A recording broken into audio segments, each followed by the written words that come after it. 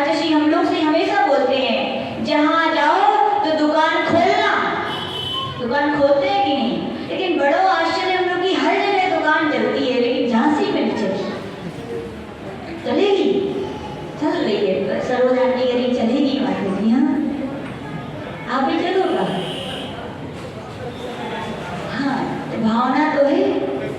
यानी कि जैसे आप अपनी दुकान का सामान फैला के बैठते हो, क्या रखते हो कि भैया ग्राहक तो मिले, हम लोग भी अपनी दुकान का सामान, हमारी दुकान में क्या है भैया, ये आप जैसा नहीं है। जिन्हें देव की वाणी है, जिन वाणी की वाणी गुरुओं के दिया गया उपदेश है, उनके द्वारा दी गई चर्या है, और चर्या से प्रकट होने वाली शांति है, उसकी दुकान लगाते हैं। और क्या खूब चलती है, चलती है कि नहीं? हमारी तो चलती है, लेकिन एक झांसी अपवाद है थोड़ा बस। क्या है? अब ठीक है, राजमार्ग में अपवाद भी 2-4 जगह के चलते रहते हैं। तो वहां पे कहा गया कि साधक जन किसके लिए दीक्षा लेते हैं? आत्म प्रभावना की। यही प्रभावना है कि कोई आपके साथ चल पड़े। बाकी तुमने बाजे बजा दी तो कब हो? कचू हो? कब हो? बेचारे बाजे वालों को पसीना आ गया, और कब हो? बड़े बड़े बैनर लगा दिए, क्या हुआ? कचू हो? कुछ नहीं हुआ। इससे आपकी आत्मा में या लगाने वाले की आत्मा में ज्यादा परिवर्तन आने वाला नहीं है। और हो सकता है कोई जबरदस्ती में लगवा ले और बिना मन के कोई लगा भी दे रहे, तो आपको तो संकेत के परिणाम को कारण हो वो बैनर आपको लगवा। तो ये प्रभावना नहीं है किसी बोलते। प्रभावना तो क्या है? शब्द साधना हो, आपकी चर्या को देखकर, आपकी ज्ञान की तत्व चर्चा को देखकर कम से कम भावना ही होने लगे। क्या होने लगे? कि मैं भी कब दिमागी संत साधु बन के बिचरू, वह घड़ी कब आएगी जब हम मुनि होंगे, वन में कहीं होंगे, होंगे जहाँ भी हम निज ध्यान करेंगे, आत्म ध्यान करेंगे। ऐसी तत्व की व्याख्या सुन करके, आत्मा की व्याख्या सुन करके ऐसी भावनाएं हो जाए तो भी आचार्य जी कहते हैं, मानते हैं वो क्या है? प्रभावना है। आज भावनाएं हुई है तो कल वो व्यक्ति जरूर चल पड़ेगा। ये क्या है? प्रभावना है। ये सच्ची प्रभावना है। तो वहां पर मृदुमती महाराज जी कह रहे थे कि उन्होंने सोचा कि मैं सही बता दूंगा तो क्या हो जाएगा? प्रभावना नहीं हो पाएगी, भीड़ इकट्ठी नहीं हो पाएगी। लेकिन वो भूल गए, आत्म प्रभावना का हनन हो रहा है। क्या हो रहा है? आत्म प्रभावना का, आत्म साधना का हनन हो रहा है। और क्या होगा? नियम से दुर्गति का बंध कर लिया। किसका बंध किया? कहाँ बने जाके? त्रियंच गति में हाथी बनना पड़ा। क्या बनना पड़ा? सोचिए, याद रखना आचार्य जी हम लोग को बहुत सारी शिक्षाएं देते हैं। बोले कोई एक मंजिल की इमारत हो, वहां से कोई गिरे तो चोट कितनी आएगी बोलो? और कोई 10 मंजिल की इमारत से गिरे तो किसको चोट ज्यादा आएगी बोलो? 10 मंजिल को आएगी। कहते वो साधक मोक्ष मार्ग का पथ, श्रवण पथ उत्कृष्ट मंजिल है। श्रावक गलती करेगा उसको ज्यादा दोष नहीं लगेगा, उसके ज्यादा कष्ट नहीं भोगने पड़ेंगे, क्योंकि तुम श्रवण बने हो, संकल्प पूर्वक बने हो, कषायों का त्याग करके निश्चलता के साथ तुम बने हो। यदि तुम गिरोगे तो सोचो तुम्हारी क्या हालत होगी। सोचो, इतने बड़े महान पद पर पहुंच के भी जीव तीन आयु का बंद करके तीन हो सकता है। तो समझाया गया कि भैया प्रभावना जरूरी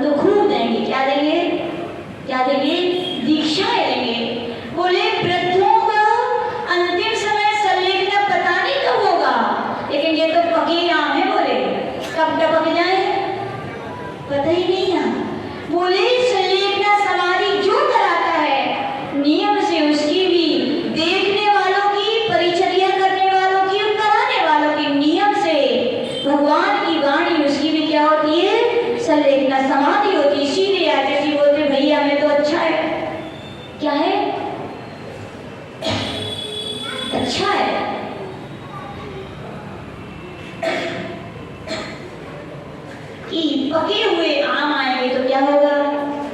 कितने ज़्यादा से ज़्यादा 1 साल, 2 साल, 10 साल, 20 साल। मुझे क्या संलेखना समाधि कराने का क्या मिलेगा? मौका मिलेगा। और मेरा जो लक्ष्य है उसकी मुझे स्वतः ही क्या हो रही है? सिद्धि हो रही है। और आचार्य जी ने देखो अभी वर्तमान में बड़े बड़े आचार्य हैं और हो चुके 21वीं और 20वीं शताब्दी के, लेकिन 115 संलेखना आज तक के रिकॉर्ड में किसी आचार्य ने नहीं कराई, केवल हैं तो मुझे गुरुदेव हैं। कितनी? 115 संलेखना समाधि। और 60-70 तो हमने ही देखी। कितनी?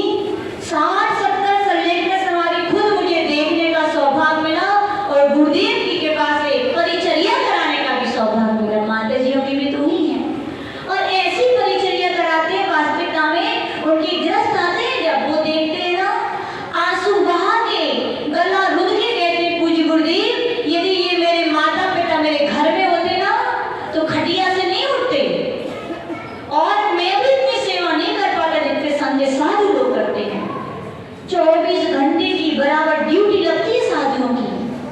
एक समय भी ऐसा नहीं होता कि उस साधक की कुछ सेवा में कमी रह जाए।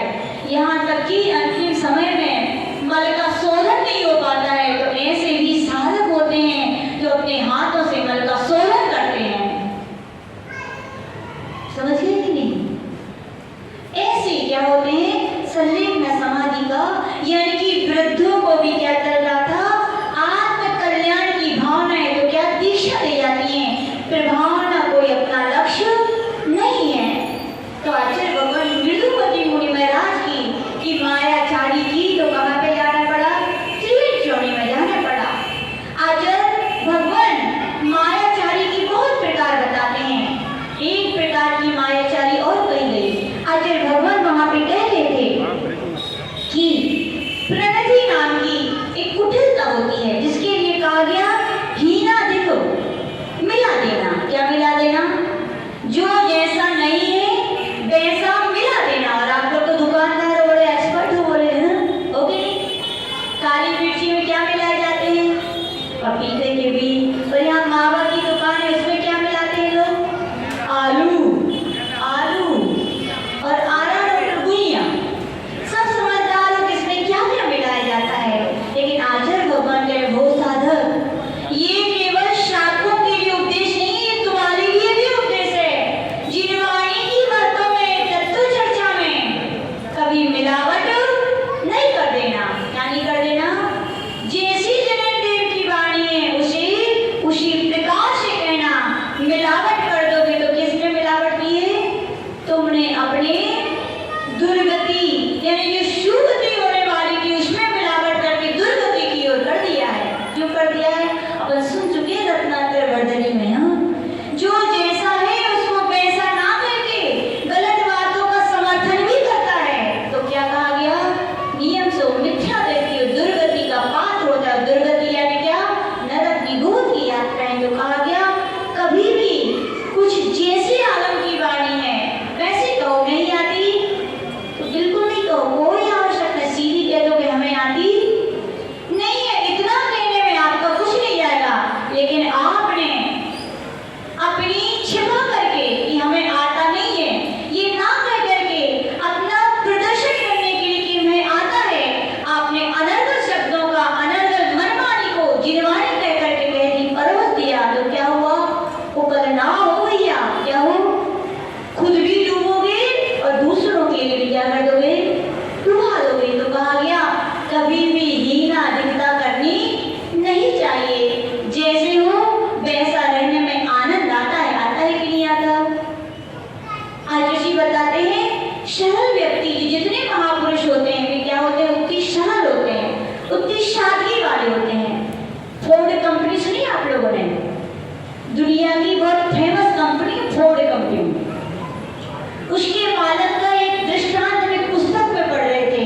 उसमें लिखा था फोर्ड जो थे बहुत बड़ी कंपनी के मालक थे लेकिन उनका जीवन कैसा था? बहुत सरल। एक बार उनके मित्र बहुत सारे थे, सीधे साधे कपड़े पहनते थे। तो उनके लोगों ने कहा भैया आप इतनी बड़ी कंपनी के मालिक हो, थोड़ा स्टैंडर्ड से रहा करो। लगो तो कि क्या हो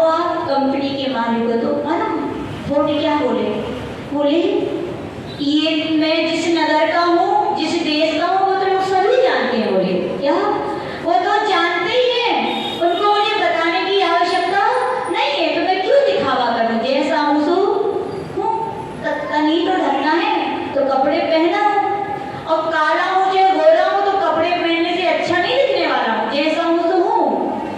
बोले क्या दिखाना, अपने देश में, अपने नगर में, अपने लोगों के भी दिखाने की आवश्यकता नहीं है। कुछ दिनों बाद वे फोर्ट दूसरे देश पहुंच गए, तो वही मित्र उनके वहां मिले, तो उन्होंने कहा सर आप वहां मिले थे तो ऐसे ही थे, और इतने दूसरे देश में आए हैं तो आपको चेंज होना चाहिए, है ना, ऐसा ही है ना। हाँ देख लो, मेघा भाभी कह रही हैं हम जब बाहर जाते हैं तो ड्रेस कुछ और होती है, और विदेश जाए तो माता जी ड्रेस कुछ और होगी, है ना, ऐसे ही है। लेकिन भूल मत ना, अभी कोई सुना रहे थे, बोले अपन अपनी संस्कृति को भूल करके दूसरे देशों में उनकी संस्कृति के पहनावे के कपड़े पहनते हैं तो उनको कोई आश्चर्य नहीं होता, उनको प्रसन्नता नहीं होती। लेकिन जब आप भारत के हो और विदेशों में जाओ, भी आप उनकी संस्कृति के कपड़े पहनोगे तो फोटो नहीं खींचेंगे आपकी, लेकिन आप भारत के हो और सुंदर सी साड़ी पहन करके वहां जाना तो कैमरे वालों की लाइन लग जाएगी, लगेगी नहीं।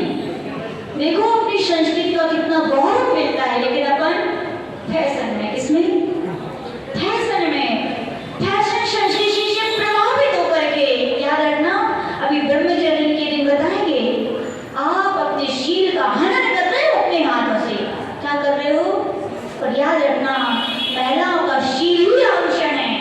कितनी भी व्रत कर लो, संयम कर लो, कुछ भी कर लो, शील की रक्षा नहीं हो पाएगी तो आपका कल्याण होने वाला नहीं है। तो वहां की जब रही थी वे फोर्ट उसी अपनी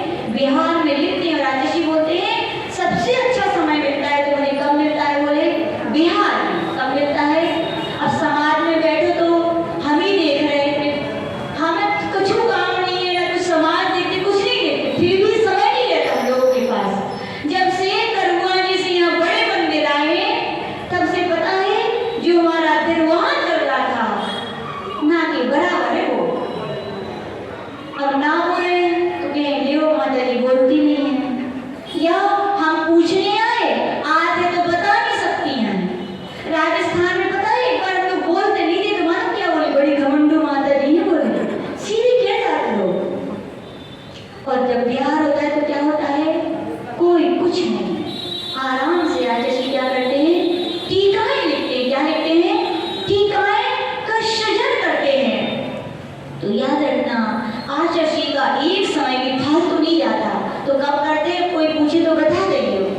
वो तो आचार्य की सरलता और सहजता है कि छोटा भी बच्चा आ जाए तो उनसे क्या बच्चे की तरह बात कर लेते, विद्वान आ जाए तो विद्वान बन जाते हैं। और आप जैसे भक्त पहुंच जाए तो उनमें भी भक्तों की तरह। ये कौन कर सकता है? ये प्रदर्शन नहीं है वैदिकता, ये सरलता सहजता है कि जैसे हैं सो है।